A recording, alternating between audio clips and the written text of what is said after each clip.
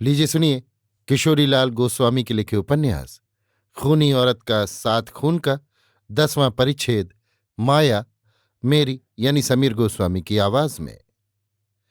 बस इतने ही मैं कालू आ पहुंचा और मेरी खाट के पास बैठ हंसकर यूं कहने लगा, क्यों प्यारी दुलारी, मैंने कैसे अच्छे ढंग से अपने साथियों को यहां से हटाया।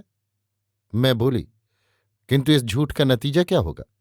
वो कहने लगा, ये बात पीछे सोची जाएगी। इस बखत तो उन सबों को यहां से टाल दिया ना।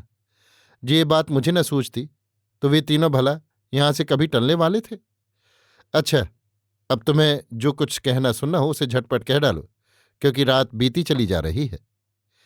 ये सुनकर मैंने उसकी ओर हंसकर देखा और स्त्रियों के स्वाभाविक अस्त्र शस्त्रों का कुछ थोड़ा सा प्रयोग करके उससे यो कहा, कालू, यद्यपि तुम पर अभी तक मैंने ये बात प्रकट नहीं की थी, क्योंकि मेरे माता पिता जीते थे, पर ये तुम सच जानो कि मैं भी जी ही जी में तुम्हें चाहने लगी थी।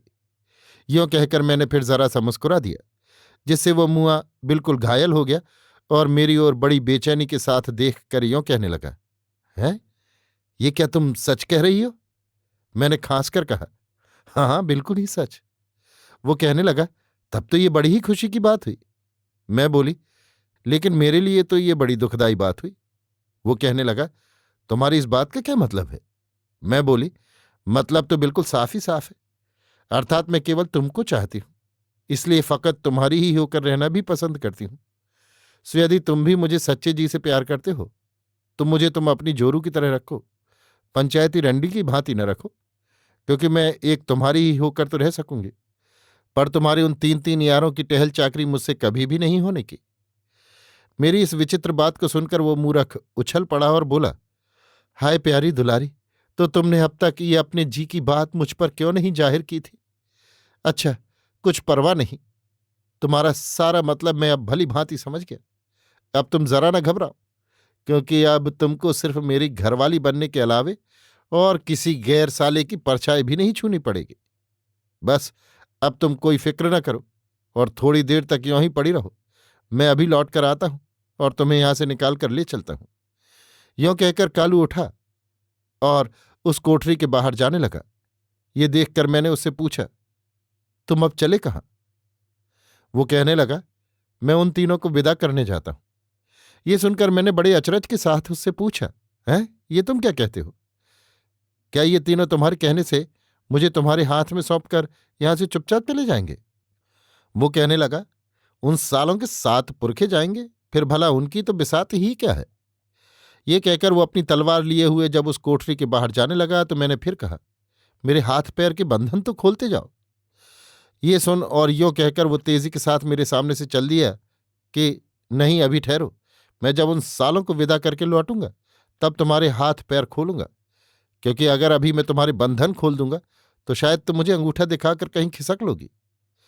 बस वो तो चला गया, पर मैं मन ही मन यों सोचने लगी कि ये कमबख्त कालू अपने उन तीनों यारों को कैसे यहां से विदा करेगा, और साथ ही ये भी विचारने लगी कि इस जबरदस्त कालू से मैं क्यों कर अपना पिंड छुड़ाऊंगी।